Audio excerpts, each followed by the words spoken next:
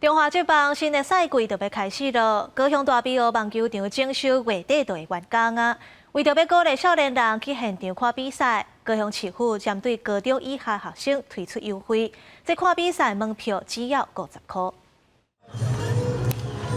铅球、足球、棒球，大江乡境的球员当日训练，因为中华职棒新赛季要开始咯。高雄的大比乌棒球场也开要4亿，重新整修，按算月底就会完工。现在高雄市府针对高雄的囡仔推出50块的优待，要邀请家长带国小到高中的囡仔做过来球场看球。今年上午10点开始开放上半季28场次，总计4200个名额。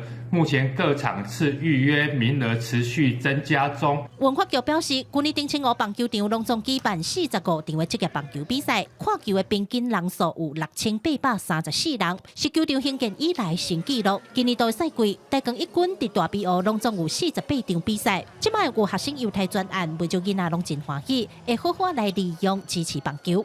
不过，有大学生建议优待对象会当扩大。那个新闻好像都报蛮大的，就是都说要参加什么比赛。 这样，然后大家好像都很开心的跑去看球赛，这样，对，想感受一下氛围。我觉得这也是一种，就是让台湾的棒球文化更加多人去观赏的一个好契机啦。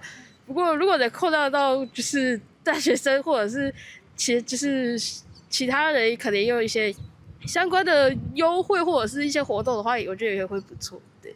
去年台湾伫世界棒球12强比赛摕到冠军，高雄市府把握这波棒球的热潮，鼓励少年人去看棒球以外，大江乡警要安排球队的吉祥物去校园介绍球迷互动。文化局讲，大比乌球场的整修已经在收尾，4月初4的开幕战，大家当做过来现场感受讲棒球的热情甲活力。记者柯家族邱朝阳高雄场报道。